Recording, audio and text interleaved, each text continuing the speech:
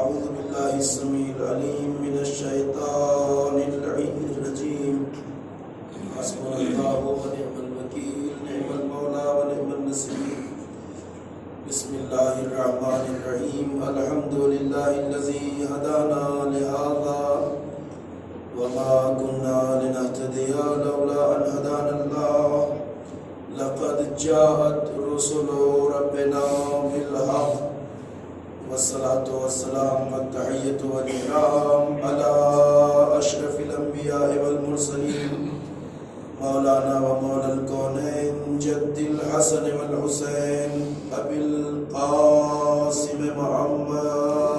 اللهم صل على محمد وآل محمد وعلى آله الطيبين الطاهرين المعصومين المظلومين الذين أذهب الله عنهم الرجس وطهرهم تطهيرا. اللهم صل على محمد وآل محمد ولعنة الله الدائمة الباقية الأبدية على أعدائهم وقاتليهم وغاصبي حقوقهم أجمعين من الآن إلى قيام يوم الدين. أما بعد، فقد قال الله سبحانه تبارك وتعالى وهو أصدق القائلين: بسم الله الرحمن الرحيم. إنما وليكم الله ورسوله والذين آمنوا الذين يقيمون الصلاة ويؤتون الزكاة وهم راكعون. صلوات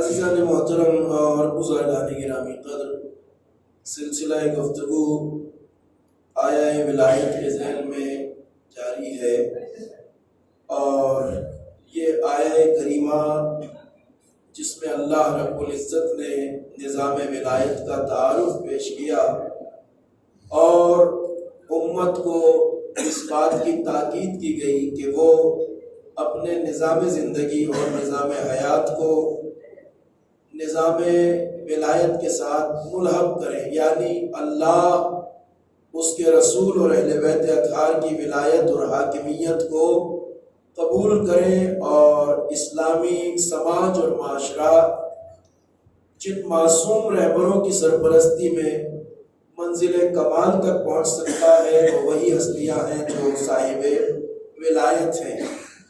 امت اسلام نے انحراف کیا، کجروی کا شکار ہوئی، اور معصوم ہستیوں کو، پاکیزہ رہبروں کو اور اللہ کی طرف سے معین کیے ہوئے ان معصوم اماموں کو تنہا چھوڑ دیا، اور امت نے اپنی سربراہی کے لیے، اپنی حاکمیت کے لیے ایسے افراد کو چن لیا جن کے کردار میں نہ کوئی خوبی تھی، نہ کوئی حسن تھا، نہ کوئی طہارت تھی، نہ کوئی پاکیزگی تھی۔ لہذا اس کا نتیجہ یہ ہوا کہ امت اسلام روز بروز زوال، پستی اور انحطاط کا شکار ہوتی چلی گئی، اور اسلامی سماج اور معاشرہ اس منزل تک نہیں پہنچ سکا جس منزل تک اللہ کا قانون پہنچانا چاہتا ہے۔ میں نے آپ کی خدمت میں جو باتیں عرض کی ہیں وہ آج اسلامی سماج میں جب کی جاتی ہے تو وہ حیرت انگیز لگتی ہے۔ میں نے عرض کیا کہ اسلامی قوانین کا اصل فلسفہ ایک پاکیزہ انسان کو پیدا کرنا ہے، ایک ایسا انسان جو مجبور نہ ہو، جو اختیار رکھتا ہو کائنات کی ہر شے پر۔ تو ہم آج اس بات کو حیرت سے کیوں سنتے ہیں؟ اس لیے کہ اسلامی سماج میں ایسے راستے بند کر دیے گئے جن کی وجہ سے انسان اس درجے تک پہنچ پاتے ہیں۔ اگر معصوم رہبروں کو اسلامی نظام حاکمیت دیا گیا ہوتا تو قسم خدا کی اسلامی سماج میں آج ویسے ہی انسان نظر آتے جیسے اللہ دیکھنا چاہتا ہے۔ मगर इंसान तरक्की क्यों नहीं कर सका, कमाल क्यों नहीं हासिल कर सका, बुलंदियों तक क्यों नहीं जा सका? इसकी वजह वही बगावत है जो आले मोहम्मद से की गई है। वगरना आज इस्लामी समाज में आपको एक तो नहीं सैकड़ों ऐसे अफराद मिलते कि जो जमीन पे महदूद ना होते। और इसीलिए कहा जाता है कि जब हुज्जत आखिर का ज़ुहूर होगा, एक सलावत पढ़िए बर मोहम्मद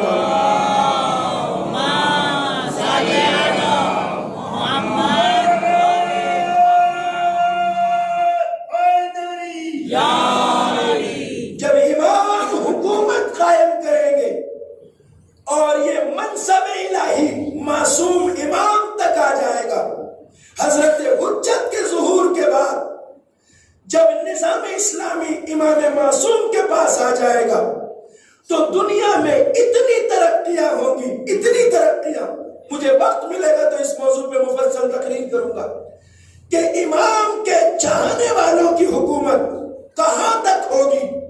का सारी कायनात में जितने सैयारे और सितारे हैं सब पर इमाम की हुकूमत होगी। और जो इमाम के नायबीन होंगे, जो इमाम के साथी होंगे, वो लम्हों में आसमानों का सफर करके इमाम की खिदमत में वापस आ जाया करेंगे। एक सलावत पढ़िए वर मोहम्मद व आले मोहम्मद।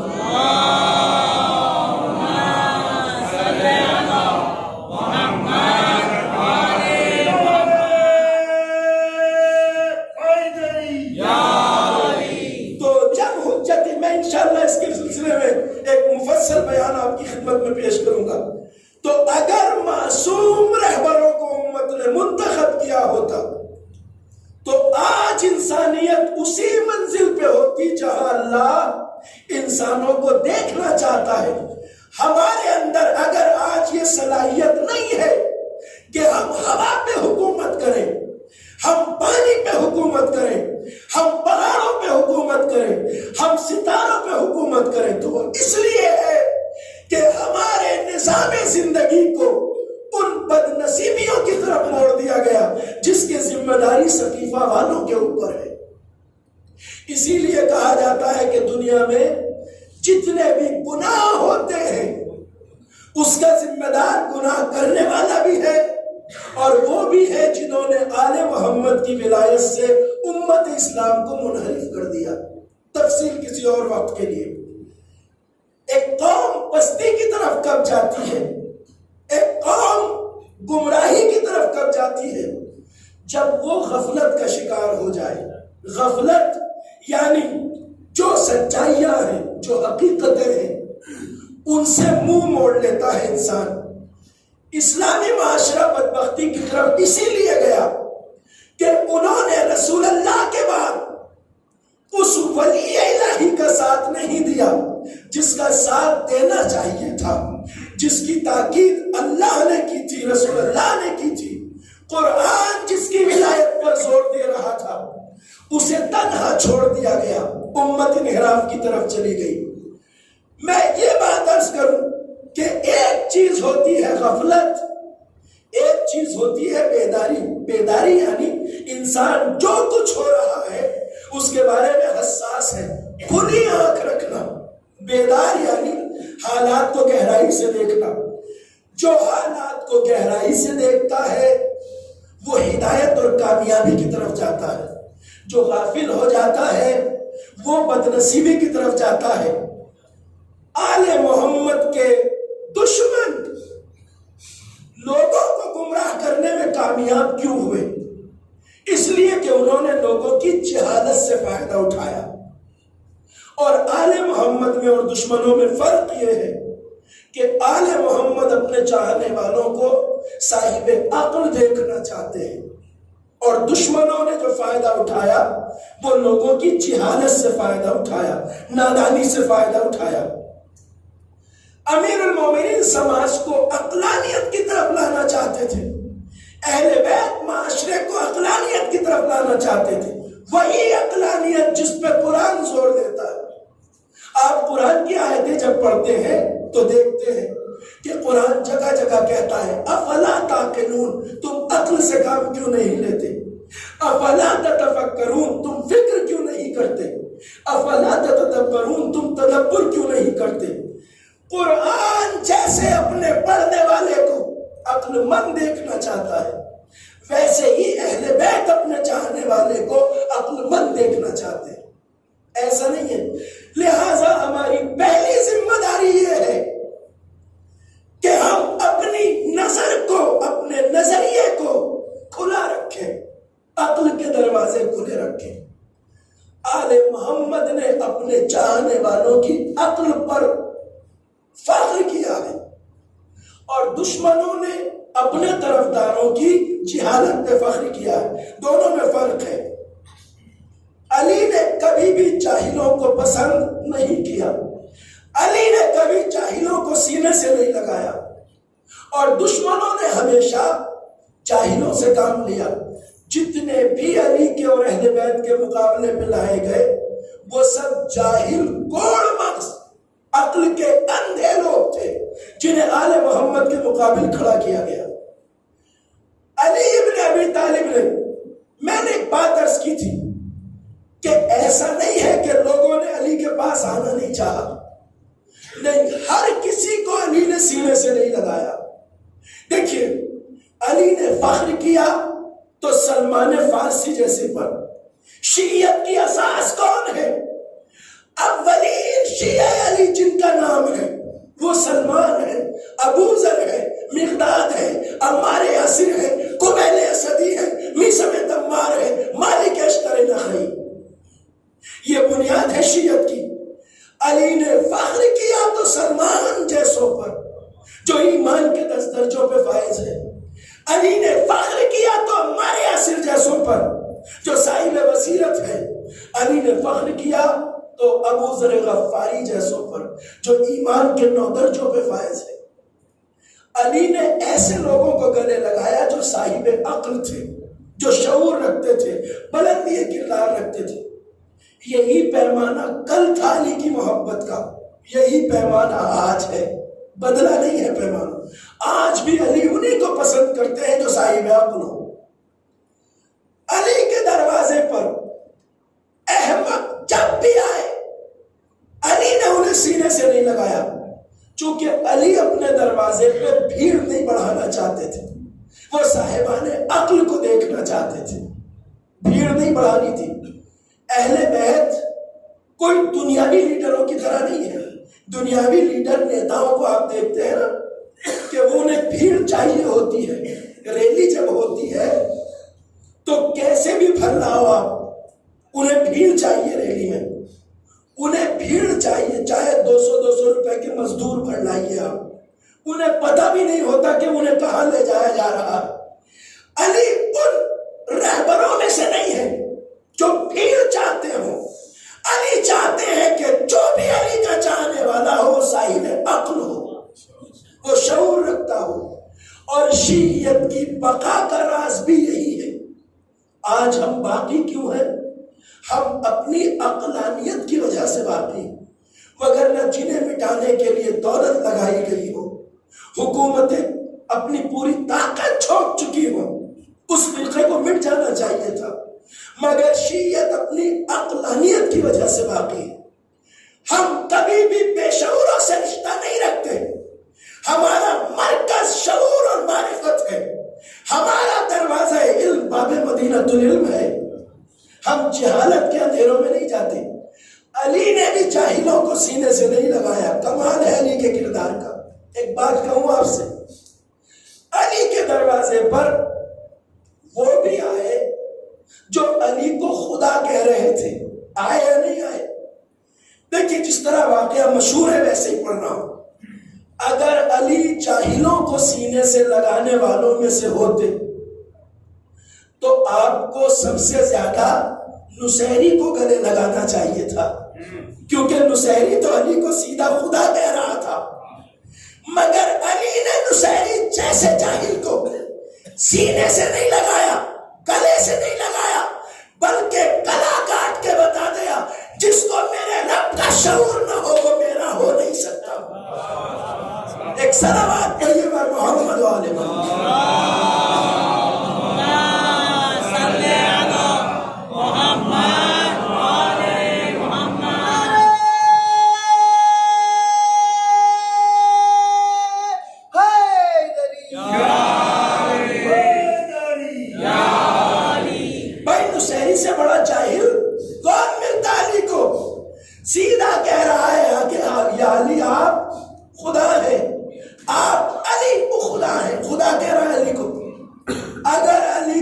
دروازے پہ بھیڑ بڑھانی ہوتی تو نصیری کو گلے لگاتے، پشت تھپتھپاتے، شاباش، موسٹ ویلکم، تو آ، تجھ جیسے تاریخ میں اور بہت سے آئیں گے۔ مگر پہلے ہی مرحلے میں علی نے جہالت کا گلا کاٹ کے بتا دیا کہ جس کے پاس رب کو پہچاننے کی شعور نہ ہو وہ علی والا نہیں ہو سکتا، کوئی بھی ہو۔ نصیری کو قتل کیا علی نے، اگر نہ قتل کرتے اور گلے لگاتے تو بھیڑ تو بڑھتی نہ علی کے پاس۔ مگر علی کو جہالت پسند نہیں ہے، نادانی پسند نہیں ہے، مگر نہ کہتے کہ بھائی یہ سلمان، ابو ذر، عمار، میسم، یہ سب تو مجھے مولا کہتے ہیں، یہ سیدھا خدا کہہ رہا ہے، آجا شاباش ہے۔ مگر علی کو بھیڑ نہیں چاہیے جاہلوں کی، علی کو صاحب شعور چاہیے۔ ایک بات کے بارے میں ذرا اپنے بچوں کو متوجہ کر دوں اور جوانوں کے لیے خاص طور سے یہ بات، اگر ہم اپنے مجلس یا محفل میں اپنے نوجوانوں سے یہ پوچھ لیں کہ بتاؤ نصیری قابل تعریف ہے یا قابل لعنت ہے، تو اگر ہمارا بچہ اسے قابل تعریف نہیں کہے گا تب بھی قابل لعنت کہنے کی ہمت نہیں کرے گا۔ کیوں نہیں کرے گا؟ پتہ ہے کیوں نہیں کرے گا؟ اس لیے کہ جس کی تعریفیں ہم نے محفلوں میں سن رکھی ہو، مجلسوں میں سن رکھی ہو، ہم اسے لعنتی کیسے کہہ سکتے ہیں؟ مگر جوانوں یاد رکھو، جو علی کی تلوار کا شکار ہو جائے وہ کسی بھی حال میں قابل تعریف نہیں ہو سکتا، اس لیے کہ علی کی تلوار جب بھی چلتی ہے یا منافق کے گلے پہ چلتی ہے یا کافر کے گلے پہ چلتی ہے۔ غور فرمانے میں کیا کہنا چاہ رہا ہوں؟ میں یہ کہنا چاہ رہا ہوں جو علی کی تلوار کا شکار ہو جائے وہ قابل لعنت ہوتا ہے، قابل تعریف نہیں ہو سکتا۔ علی کی تلوار کی خصوصیات میں نے رات پڑھی آپ کی خدمت میں۔ ایک خصوصیت علی کی تلوار کی یہ ہے کہ علی کی تلوار شجروں کو دیکھ کے چلتی ہے، کبھی بھی مومن کے گلے پہ نہیں چلتی، جب بھی چلے گی کافر کے یا منافق کے۔ اب اگر یہ تلوار نصیری کے گلے پہ چلی ہے تو اس کا مطلب یہ ہے کہ نصیری مومن تو ہو ہی نہیں سکتا، یا کافر ہے یا منافق، اور جو کافر اور منافق ہے وہ قابل لعنت ہے۔ ذرا سا ذہنوں کو کھول کے میری بات سنیے گا جو کہنا چاہتا ہوں، دلیل قائم کروں گا اس لیے کہ بات تشنہ بیان نہ رہ جائے۔ نصیری وہ نہیں ہے جس کی ہمیں تعریف کرنا چاہیے، اس لیے کہ جسے علی گلے نہ لگائے اس کی تعریف ہم کریں، اس سے بڑی بے وقوفی اور جہالت کیا ہوگی۔ نصیری قابل تعریف نہیں ہے، قابل لعنت ہے، اس لیے کہ علی کی تلوار جس کے گلے پہ چلتی ہے وہ کافر ہوگا یا منافق۔ علی نے سینے سے نہیں لگایا۔ آج شیعیت کا سب سے بڑا درد یہ ہے کہ ہم نے اپنا منبر، اپنی محفلیں کچھ ایسے لوگوں کے حوالے کر دی ہیں جو ہم جیسے لگتے ہیں، مگر در حقیقت نصیریوں کے نظریات کو ہمارے یہاں پروان چڑھاتے ہیں۔ آنکھیں کھلی رکھنے کی ضرورت ہے، یہ بھی چیتاونی ہے جسے آپ سن رہے ہیں۔ نصیریت وہ راستہ ہے جسے علی نے پسند نہیں کیا، اور ہمارے بیچ کچھ ایسے لوگ آتے ہیں جو علی کو رب کہتے ہیں یا خدا کہتے ہیں۔ اگر ایسے لوگ علی کو پسند ہوتے تو کل ہی گلے لگا لیتے، مگر نہ کل ایسے لوگ علی کو پسند تھے نہ آج پسند ہے۔ علی بندہ الہی ہے، وہ فرماتے ہیں اے میرے پروردگار، میرے لیے سب سے بڑی عزت کی بات یہ ہے کہ میں تیرا بندہ ہوں، اور سب سے بڑا فخر مجھے یہ ہے کہ تو میرا رب ہے۔ علی بندہ پروردگار ہے۔ اگر کوئی بھی مولا کو خدا یا خدا جیسا کہے وہ کفر کی منزل میں چلا جاتا ہے۔ ایسے لوگوں کو علی پسند نہیں کرتے۔ ہمیں محفوظ رکھنا ہے اپنے ممبروں کو ایسے لوگوں سے جو اس طرح کی باتیں ہمارے سماج میں کرتے ہو، معاشرے میں۔ ذرا سا ٹھہر کے سنیے گا، تاکہ بات ذہنوں تک پہنچ جائے، اس لیے عرض کر رہا ہوں۔ نہج البلاغہ امیر المومنین کی وہ کتاب جسے نہج بلاغہ کہا جاتا ہے، اس میں ایک جملہ ہے، حلقہ فیہ رجلان، میری شخصیت کے تعلق سے دو طرح کے لوگ جہنم میں جائیں گے۔ یہ مولا کا ارشاد ہے، اب یہ خطابت نہیں ہے، یہ مولا کا کلام ہے جو پڑھ رہا ہوں میں۔ حلقہ فیہ رجلان، میری شخصیت کے تعلق سے دو طرح کے لوگ جہنم میں جائیں گے۔ کون؟ ایک ہے محب غال، وہ محبت کرنے والا جو میری شخصیت کے بارے میں غلو کرے۔ ہم کہتے ہیں نا کہ صاحب جیسا بھی ہے آنے دو، محبت تو کرتا ہے، مگر علی کہتے ہیں وہ محبت کرنے والا جہنم میں جائے گا جو میرے بارے میں غلو کرے۔ غلو یعنی مجھے اللہ یا اللہ جیسا کہے، جہنم میں جائے گا۔ آپ رعایت کریں تو کریں، مگر علی رعایت نہیں کرتے اس کے ساتھ۔ ایسا محب جو محبت میں اتنا اندھا ہو جائے کہ مجھے خدا کے برابر یا خدا جیسا کہنے لگے، جہنم میں جائے گا۔ علی کہہ رہے ہیں وَمُبْغِضٌ قَالَ، اور وہ مجھ سے عداوت رکھنے والا جو میری فضیلتوں کو تسلیم نہ کرے۔ ایک صلوات پڑھیے بر محمد و آل محمد۔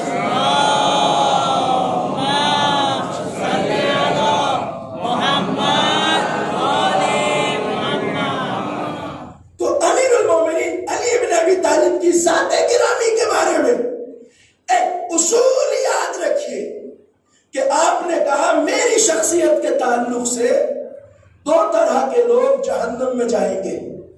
ایک وہ محبت کرنے والا محب غال، مجھ سے محبت کرنے والا وہ جو میرے بارے میں غلو کرے۔ غلو یعنی مجھے خدا یا خدا جیسا کہے، جو نصیریوں نے کیا۔ اور مبغض قال، وہ مجھ سے عداوت رکھنے والا جسے میری فضیلتیں قبول نہ ہوں، میرے فضائل کو نہ مانے۔ تو ہمارا کام ہے فضائل کو مانے علی کے، مگر کسی بھی حال میں خدا جیسا یا خدا نہ کہیں، وگرنہ گمراہی شروع ہو جاتی ہے وہیں سے۔ تو میں نے کہا اگر علی جاہلوں کو پسند کرتے تو نصیری کو گلے لگاتے، وہ آ کے کہہ رہا تھا علی آپ خدا ہے، گلا کاٹ دیا علی نے اپنی تلوار سے اور بتا دیا کہ جو جاہل ہو اس سے علی کا کوئی رشتہ نہیں ہو سکتا۔ علی ابن ابی طالب کی ذات گرامی کے بارے میں یہ بات طے ہے۔ میں نے کہا جس کے گلے پہ علی کی تلوار چل جائے وہ یا کافر ہے یا منافق۔ مومن کے گلے پہ علی کی تلوار نہیں چلتی، ہو ہی نہیں سکتا۔ علی کی تلوار ہمیشہ کافر یا منافق کے گلے پہ چلتی ہے۔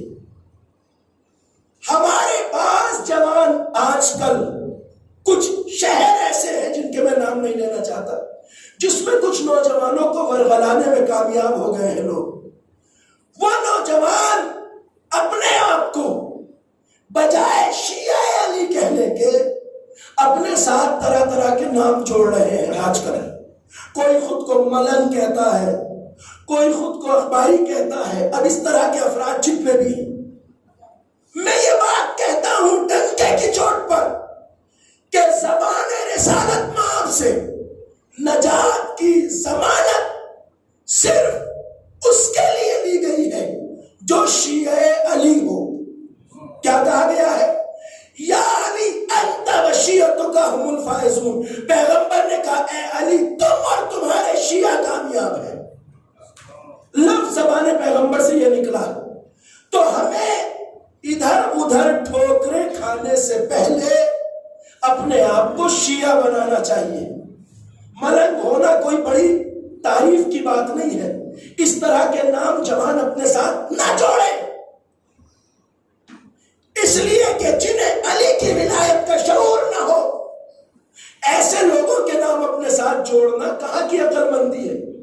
اچھا یہ لفظ جو میں بول رہا ہوں نہ تو یہ عربی کا ہے نہ فارسی کا، ٹھیک بر صغیر ہندوستان پاکستان کی پیداوار ہے۔ ملن ہوتا کون ہے صاحب؟ ملنگ۔ اب آپ دیکھیے سرحد پار پاکستان میں یہ آفتیں زیادہ ہیں۔ ملنگ کسے کہتے ہیں؟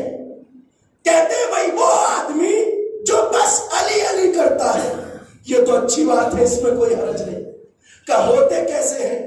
کہ صاحب یہ وہ طبقہ ہے کہ جو پاکستان میں گلیوں میں اور سڑکوں میں گھومتا ہوا مل جائے گا آپ کو۔ ان کے سروں پر رنگین دوپٹے بنے ہوتے ہیں 25 طرح کے، ہاتھوں میں 20 طرح کے کڑے پڑے ہوتے ہیں، پیروں میں بڑے بڑے کڑے پڑے ہیں، گلے میں سترنگی مالائیں پڑی ہوئی ہیں، ہاتھ میں چمٹا، اور 90% لوگ ان میں سے نشے کے عادی ہوتے ہیں، بھانگ پیتے ہیں، نشہ کرتے ہیں، اور جسم اتنے کثیف اور گندے ہوتے ہیں کہ مہینوں نہاتے نہیں ہیں۔ یہ آپ کو پاکستان میں مل جائیں گے چلتے پھرتے۔ کہ جیتے کیسے ہیں؟ کہ صاحب یہ پاکستان کی گلیوں میں چمٹا بجا بجا کر مولا کا نام لیتے جاتے ہیں اور بھیک مانگتے ہیں۔ زندگی کیسے کاٹتے ہیں؟ بھیک مانگ کر، علی کے نام پر چمٹا بجا بجا کے۔ اب اگر میرا نوجوان ایک بار ان کی صورت دیکھ لے تو وہ خود کو ملنگ کہنے کی غلطی نہیں کرے گا، اس لیے کہ اگر انہیں علی کی ولایت کا ذرہ برابر بھی شعور ہوتا تو انہیں اتنا ضرور پتا ہوتا کہ علی کا عشق انسان کو قوت بازو سے کما کے کھانے والا بناتا ہے، گلی گلی کا بھکاری نہیں بناتا۔ صلوات پڑھیے بر محمد و آل محمد۔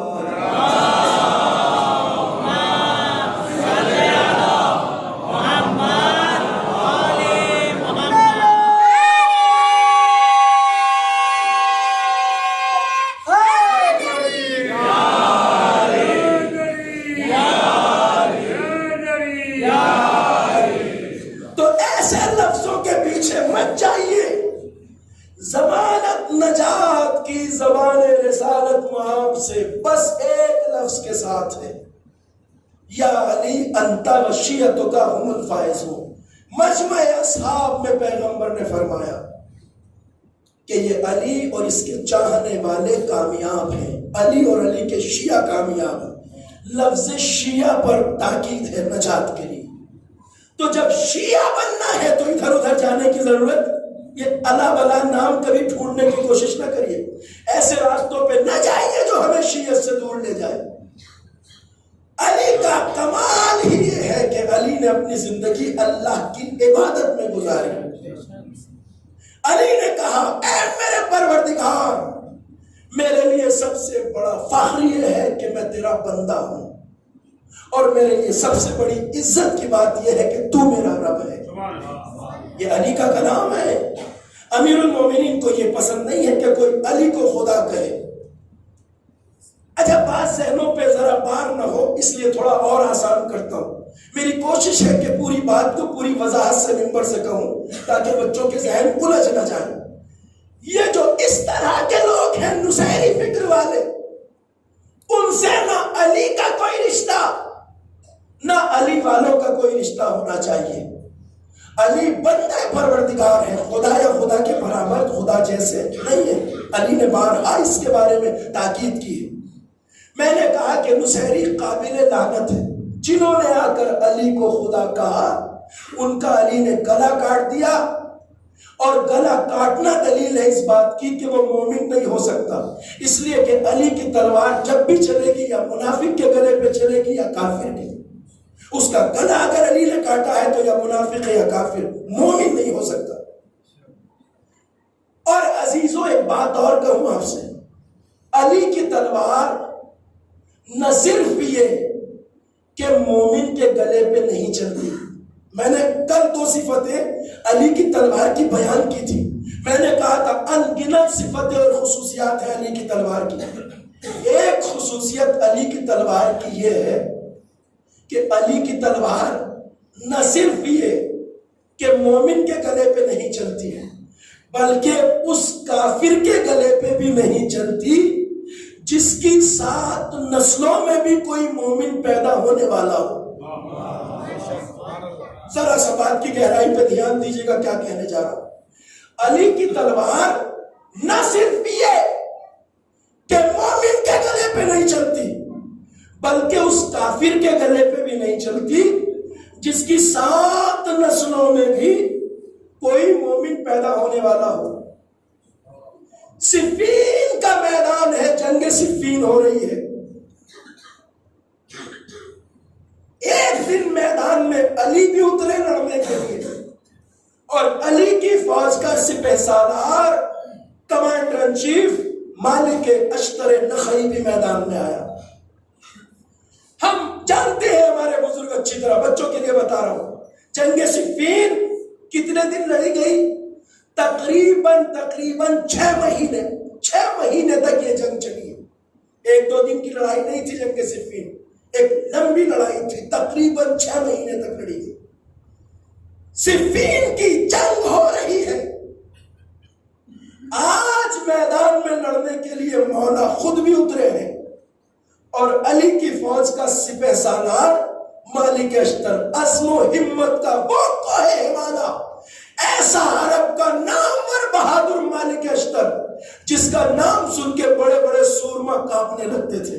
مالک, وہی مالک جس پہ علی نے فخر کیا ہے, جو میں نے جملہ دہرایا تھا, وہی مالک جس کے لیے علی نے کہا تھا کہ مالک اشتر میرے لیے ویسا ہی تھا جیسا میں رسول اللہ کے لیے تھا.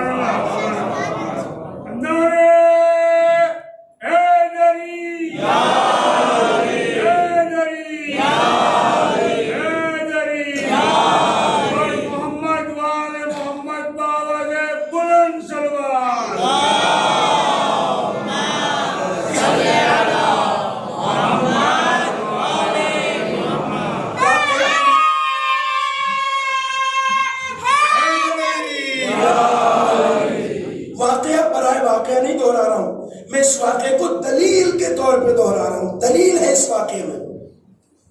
اچھا, ایک بات محسوس کریں گے آپ یہیں سے فرش عزا پہ بیٹھے ہوئے کہ آج جب ہم 1400 سال بعد امیر المومنین کی جنگ کے بارے میں سنتے ہیں, خیبر کا واقعہ جب سنتے ہیں, خندق کا واقعہ جب سنتے ہیں, بدر و حنین میں علی نے کس طرح تلوار چلائی, جب ہم 1400 سال بعد بھی سنتے ہیں تو کتنا مزہ آتا ہے, کتنا دل لگتا ہے, کتنا دل چاہتا ہے مولا کی جنگ کے بارے میں سننا. اچھا لگتا ہے نا.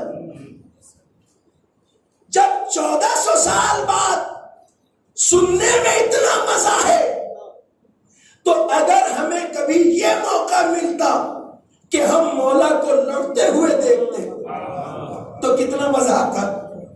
تو صاحب ہمیں تو یہ موقع نہیں ملا, مگر مالک اشتر کو اس دن یہ موقع ملا.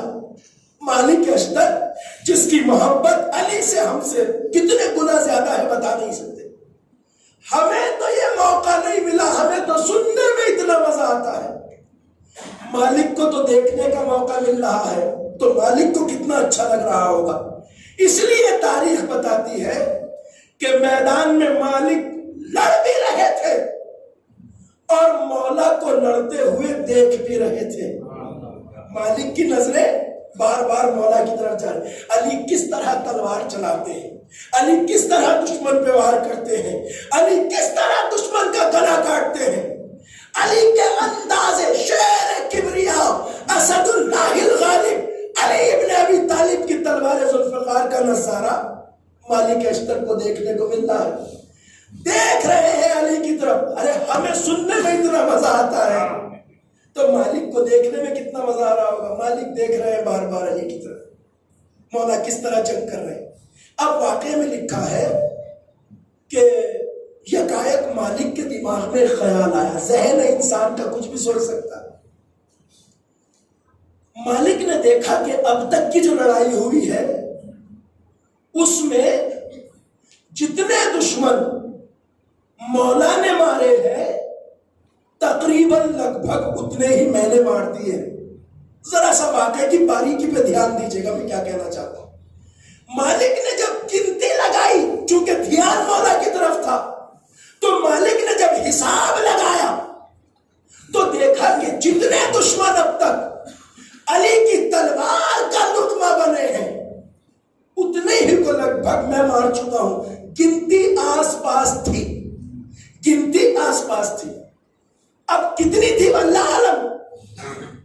اور جب گنتی آس پاس دیکھی تو لڑتے لڑتے بیچ میدان میں مالک کے ذہن میں یہ خیال آیا کہ چلو زندگی کا کوئی میدان صحیح، میں اپنے مولا کے قریب ہو رہا ہوں۔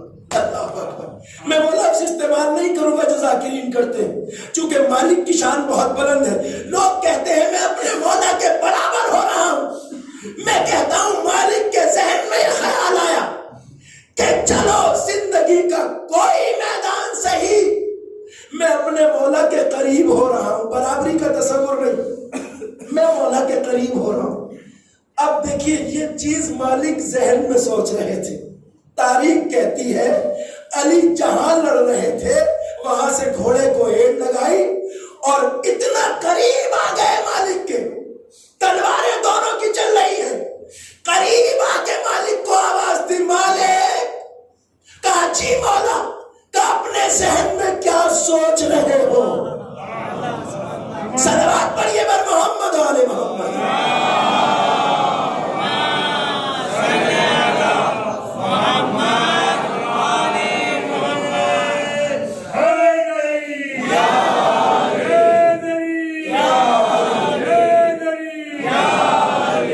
سمجھ رہے؟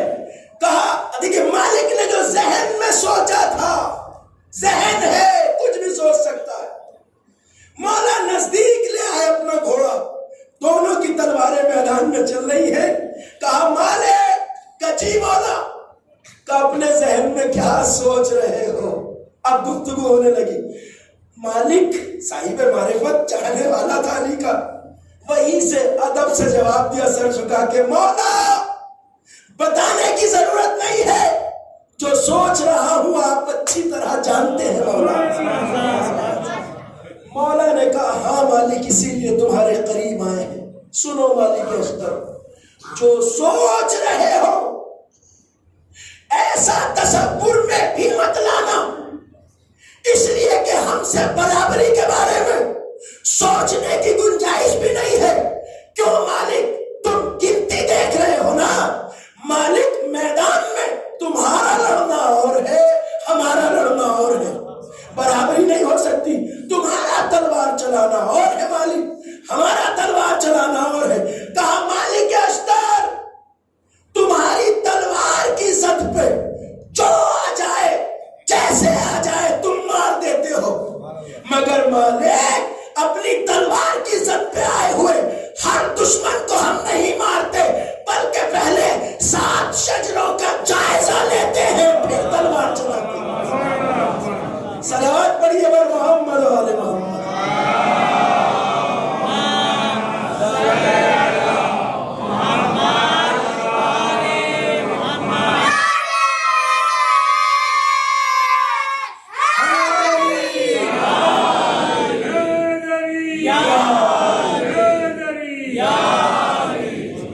مالک اشتر، تم سے جیسے بن پڑتا ہے تم اسے مار دیتے ہو جو سامنے پڑ جائے، مگر ہر سامنے پڑے ہوئے دشمن کو ہم نہیں مارتے مالک۔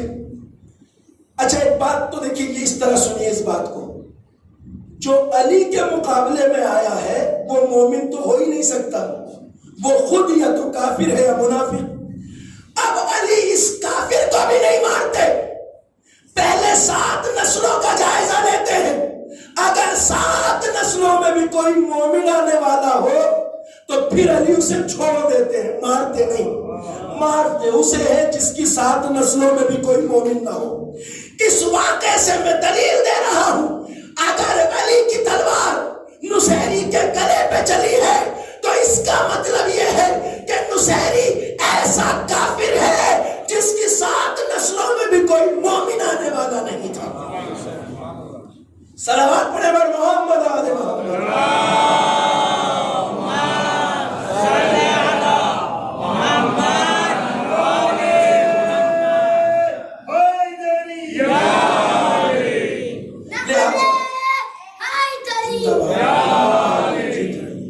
لہذا شیعوں کے سماج میں، امیر المومنین کے پرستاروں کے سماج میں اس طرح کی سوچ پنپنی نہیں چاہیے۔ نصیریت کی سوچ سے علی بیزار ہیں؟ نہ علی نے ایسے لوگوں کو کل پسند کیا تھا، نہ آج پسند کرتے ہیں، نہ قیامت تک پسند کریں گے۔ بہت سے لوگ اس طرح کی بات کرتے ہیں۔ اب میں ایک آخری بات کہتا ہوں، اس کے بعد ربط مسائل دیتا ہوں بات کو۔ یہ ایسا کیوں ہوا کہ علی کے بارے میں کچھ لوگ اس طرح گمراہ ہوئے کہ علی کو خدا کہہ بیٹھے، اور کچھ لوگوں نے علی سے اتنی دشمنی رکھی کہ انہوں نے جہنم کا عذاب خرید لیا مگر علی کی عداوت کو دل سے نہیں نکالا؟ ایسا کیوں ہوا علی کے بارے میں؟ ذرا سا لمحہ فکریہ ہے، میں اپنی پوری کوشش کروں گا بات کو پہنچانے کی، اور امید ہے کہ آپ کے ذہنوں میں وہ بات پہنچ جائے گی جو میں کہنا چاہتا ہوں۔ ایسا کیوں ہوا کہ علی کو بعض لوگوں نے چاہا تو خدا کہہ دیا، اور بعض نے علی سے ایسی دشمنی رکھی کہ اپنا سب کچھ برباد کر لیا مگر علی کی دشمنی کو دل سے نہیں نکالا؟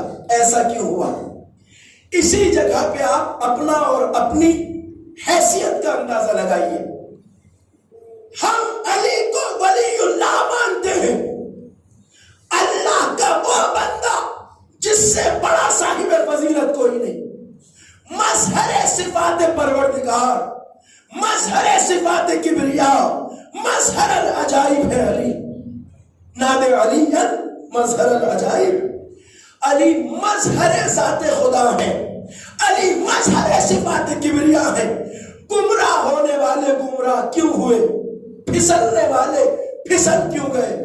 اور ہم علی کے چاہنے والے علی کے راستے پہ قائم کیوں ہیں؟ اس کی وجہ یہ ہے کہ شیعیت مضبوط عقل کا نام ہے۔ غور کیجئے گا جملے پر، شیعیت مستحکم عقل کا نام ہے، وہ عقل جو نہ اندھی ہوتی ہے نہ پھسلتی ہے۔ غور فرما رہے ہوا کیا عزیزوں؟ ہوا یہ کہ جب علی کی ذات میں اللہ کے صفات کی جگمگاہٹ نظر آئی تو کچھ عقلیں فیصلہ نہ کر پائی کہ علی بندے ہیں یا خدا۔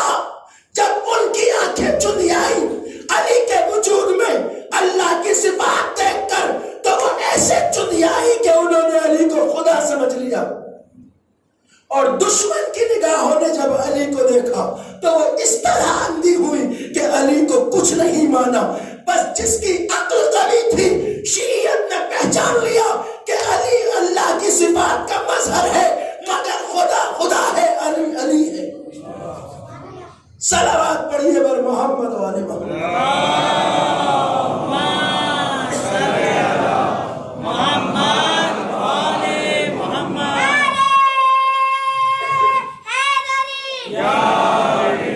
آل محمد نے جو ہمیں شعور دیا ہے، جو معرفت دی ہے، جو عقلانیت دی ہے، اس نے ہمارے مکتب کو زندہ رکھا ہے۔ ہمارا راستہ ہر دور میں کٹھن تھا، ہمارا راستہ ہر دور میں مشکل تھا۔ ہم ہی ہیں جن کے خون کے گاروں سے بغداد کی دیواریں بنائی گئی، ہم ہی ہیں جو حجاج ابن یوسف ثقفی، منصور توانتی جیسے ظالموں کے زندانوں سے گزرے ہیں، ہم ہی ہیں جو کربلاؤں سے گزرے ہیں۔ مگر اگر باقی ہے تو اپنی مستحکم عقل کی وجہ سے، مستحکم عقل کی وجہ سے۔ اور آج دنیا دیکھ رہی ہے کہ آل محمد کے یہ چاہنے والے تعداد میں کم ہیں مگر ساری دنیا کے یزیدوں کی ناک رگڑ رہی ہے۔ مڈل ایسٹ کے حالات کو دیکھیے، دنیا کے حالات کو دیکھیے۔ شام وہ شہر جہاں برس ہا برس علی کی عداوت پہ نسلیں پالی گئی تھی، نسلیں، اس شہر میں جہاں علی کی شہادت کی خبر جب گئی، شام کے لوگ علی کے بارے میں کتنے جاہل تھے۔ جب شام والوں کو یہ خبر دی گئی کہ علی مسجد میں حالت سجدہ میں شہید ہوئے، تو تاریخ بتاتی ہے کہ یہ علی کے بارے میں اتنے جاہل تھے کہ تعجب سے ایک دوسرے سے پوچھ رہے تھے کہ بھئی یہ جو کوفے سے خبر آ رہی ہے کہ علی مسجد میں مارے گئے ہیں، سجدے میں سر پہ ضربت لگائی گئی ہے، کہاں خبر تو یہی آ رہی ہے، اگر یہ خبر آ رہی ہے تو کیا سچ مچ علی مسجد بھی جایا کرتے تھے؟ کیا علی کبھی نماز بھی پڑھتے تھے؟ اتنا جاہل شہر جہاں عداوت علی پہ نسلیں پالی گئی تھی۔ حسین نے کربلا میں کیا کہا تھا؟ فوج یزید کے سامنے حسین نے جو بار بار خطبے دیے، جا کے خطبے، اس میں یہی کہا کہ تم میرا خون بہانے کیوں آئے ہو؟ کیا میں نے دین بدلا ہے کا نہیں؟ شریعت بدلی ہے کا نہیں؟ دین محمدی بدلا ہے کا نہیں؟ کا میری خطا کیا ہے؟ جب بار بار حسین نے جا کے خطبے دیے کہ تم میرے قتل سے دستبردار کیوں نہیں ہو جاتے، میرا خون کیوں بہانا چاہتے ہو، میں نبی کا نواسا ہوں، میں فاطمہ کا لال ہوں، میں علی کا بیٹا ہوں، میں نے دین نہیں بدلا، شریعت نہیں بدلی، میرا گناہ کیا ہے، میری خطا کیا ہے؟ تو لشکر یزید نے یہ نہیں کہا کہ حسین آپ کی یہ خطا ہے، یہ خطا ہے، بس جواب میں یہ کہا بغضاً لابی، حسین تمہاری کوئی خطا نہیں ہے، مگر ہم چھوڑیں گے نہیں، اس لیے کہ ہمیں تمہارے باپ علی مرتضیٰ سے عداوت ہے۔ علی کی عداوت جن ملعونوں کی نسلوں میں رکھ دی گئی تھی، انہی کے بیچ علی کی بیٹی زینب سر ننگے کوفہ و شام کے بازاروں میں پہنچی۔ میں مصائب کو آج اس طرف سے آپ کی خدمت میں عرض کرنا چاہتا ہوں، شہزادہ اون محمد کی یہ تاریخ شہادت جو ان سے منسوب ہے، اور آپ تابوت کی زیارت کے لیے تیار ہیں۔ علی کی لاڈلی زینب وہ کربلا کے مشن کو لے کر شام پہنچتی ہے، اور اس شام پہ حملہ ور ہو جاتی ہے جہاں علی اور اولاد علی کی عداوت میں نسلیں پالی گئی تھی۔ آپ نے سنا ہے کہ 1 سال بعد یزید نے اہل حرم کو زندان سے رہا کیا تھا۔ کبھی آپ یہ مت سوچئے گا غلطی سے بھی کہ 1 سال بعد یزید کو ان پہ ترس آ گیا کہ چلو اولاد رسول کو 1 سال رکھ لیا آپ چھوڑ دو۔ ترس کھا کے نہیں چھوڑا تھا اس ملعون نے، پتہ ہے کیوں چھوڑا تھا؟ اس لیے چھوڑا تھا کہ علی کی بیٹی زینب نے اور سید سجاد نے اسی شام کا منظر اپنی تقریروں کے ذریعے ایسے بدل دیا تھا کہ اب شام کی وہی عورتیں جو کل سج دھج کے زینب کے ننگے سر کا تماشا دیکھنے شام کے بازار میں جمع ہوئی تھی، اب شام کی وہی عورتیں ہر روز زندان کے دروازے پہ جمع ہوتی تھی اور زینب کو بھرے گھر کا پرسہ دیتی تھی۔ بدل دیا تھا زینب نے شام کو، اس لیے چھوڑا تھا کہ اس کے جاسوسوں نے کہا تھا کہ یزید اگر اس سے زیادہ زینب اور سید سجاد شام میں رہ گئے تو شام تیرے ہاتھوں سے نکل جائے گا، اجرکم اللہ۔ اس لیے چھوڑا تھا۔ سید سجاد کو بلایا، کہا ہم تمہیں آزاد کر رہے ہیں، یہی رہنا چاہتے ہو یا مدینے جاؤ گے؟ سلام زینب کبریٰ کی عظمت پر امام وقت نے کہا میں کچھ نہیں کہہ سکتا، اپنی پھوپھی زینب سے پوچھتا ہوں، جو وہ کہیں گی ویسا ہوگا۔ روایت کہتی ہے جب سے یزید نے سید سجاد کو بلایا تھا تب سے زینب زندان کے دروازے پہ کھڑی تھی۔ اب جب بھتیجے کو آتے ہوئے دیکھا تو پورے 1 سال بعد زینب نے بھتیجے کے گلے کو بغیر توق کے دیکھا، ہاتھوں کو بغیر ہتھکڑیوں کے، پیروں کو بغیر بیڑیوں کے زنجیریں کھول دی گئی تھی۔ زینب نے گلے میں ماہیں ڈال دی، کہا لاڈلے کیا ہوا؟ کہا پھوپھی یزید ہمیں رہا کر رہا ہے۔ کہا اچھا بیٹا کیا ہوا؟ کہا پھوپھی وہ کہتا ہے شام میں رہنا ہے تو شام میں رہ لو ورنہ مدینے چلے جاؤ، پھوپھی کیا خیال ہے؟ زینب نے مدینے کا نام سنا، تڑپ کے کہا لاڈلے جائیں گے تو ہم مدینے ہی، مگر اس ملعون سے کہو میں اب تک دل بھر کے اپنے بھیا کا ماتم نہیں کر سکتا، اس سے کہو کوئی مکان خالی کرے جہاں میں اپنے بھیا حسین کو رو سکوں. پتا ہے عزاداروں، جس زینب کے اولاد محمد کربلا میں مارے گئے، تاریخ لکھتی ہے کہ وہ ماں کربلا میں اپنے بیٹوں کو نہیں روئی. کربلا سے شام تک اولاد محمد کے سر نو کے نیزہ پہ چلتے رہے زینب کی سواری کے ساتھ، مگر زینب اپنے بیٹوں کو نہیں روئی. جان سے بیٹے تھے زینب کے. اور جب مکان خالی ہوا اور 3 دن تک اہل حرم نے عزاداری کر لی، زینب روئی تو بس اپنے بھیا کو روئی تو ہائے حسین کہہ کے روئی. 3 دن بعد اسباب سفر آنا شروع ہوا، لوٹا ہوا مال و اسباب آنا شروع ہوا. اس کے بعد شہیدوں کے سر آنے شروع ہوئے. ایک ایک شہید کا سر آتا تھا. جو بی بی وارث تھی وہ سر آگے بڑھ کے لے لیتی تھی. قاسم کا سر آیا، ام فروہ نے باہیں پھیلا دی، آجا میرے لال. اکبر کا سر آیا، ام لیلا نے آگے بڑھ کے لے لیا، آجا میرے لال.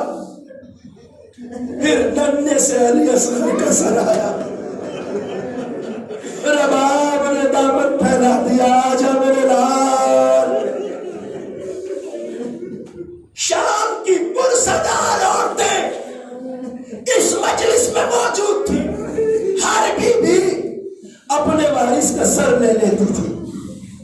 شام کی عورتوں نے دیکھا کہ یکایک 2 سر ایک ساتھ آئے. جب وہ 2 سر آئے تو سیدانیوں میں سے کوئی بھی ان سروں کو لینے کے لیے آگے نہیں بڑھی. جب کوئی سیدانی آگے نہ بڑھی تو ان شام کی پرصدار عورتوں نے کہا، سیدانیوں اگر ان بچوں کی ماں اب زندہ نہ ہو تو اجازت تو ہم ان سروں کو لے لیں. بس جیسے ہی کہا زینب تڑپ اٹھی، کہا شام کی عورتوں یہ میرے بچوں کے سر ہے اور محمد. مگر انصاف سے بتاؤ، میں اپنے بھیا کو رہوں یا اپنے بچوں کا ماتم کروں؟ اجرکم اللہ.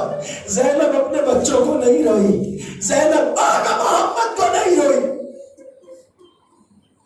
روایت کہتی ہے کہ قافلہ مدینے آ گیا. زینب قبر رسول پہ گئی، نانا سے فریاد کی، نانا ہم کربلا میں لٹ گئے، نانا میرا بھیا مارا گیا، نانا میرا گھر اجڑ گیا، نانا مجھے ننگے سر تیار شام و کوفہ میں جانا پڑا. نانا کربلا، کوفہ، شام، مدینے لوٹ آئی زینب، مگر اپنے شہزادے اور محمد کو نہیں روئی. مگر جب قبر رسول سے رخصت ہو کے زینب اپنے گھر آئی تو روایت کہتی ہے چھوٹے چھوٹے بستروں پہ نظر پڑے اور محمد یاد آئے.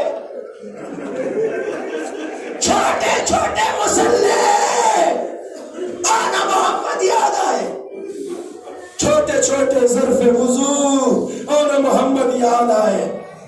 اور اب زینب اپنے آقا محمد کو اس طرح روئی سہنے خانہ میں بیٹھ کر کہ زینب کے گریے سے مدینہ لرزنے لگا. روایت کہتی ہے اسی اثنا میں زینب کے شوہر عبداللہ گھر میں آئے. آپ کو پتا ہے زینب جب کربلا گئی تھی تو بال سیاہ تھے، لوٹ کے آئی تھی تو بال سفید ہو گئے. گھر کے صحن میں عبداللہ نے جب ایک سفید بالوں والی بیوی کو روتے ہوئے دیکھا تو قریب آئے، آگے کہا بی بی تم گھر میں رو رہی ہو، میرے گھر میں کیوں رو رہی ہو؟ زینب نے کہا عبداللہ زمانے نے مجھے نہیں پہچانا، کوئی شکوہ نہیں. عبداللہ اب تم بھی مجھے نہیں پہچان رہے. اجرکم اللہ. زینب نے عبداللہ سے کہا عبداللہ میں کربلا بھیا مارا گیا، میرا گھر لٹ گیا۔ اب میں کہتا ہوں شاید زینب نے کہا عبداللہ میری گود کربلا میں اجڑ گئی، عبداللہ میرے آقا محمد مارے گئے۔ عبداللہ میں تمہیں کیسے بتاؤں، جب میرے بچوں کے لاش مقتل سے آئی اور حسین نے جنازہ رکھ دیا، خیموں میں کون عام تھا، میں اپنے بچوں کے لاشوں کے بیچ بیٹھی سجدہ شکر کر رہی تھی، خدایا میرے بچوں کی قربانی قبول فرما، ماتم حسین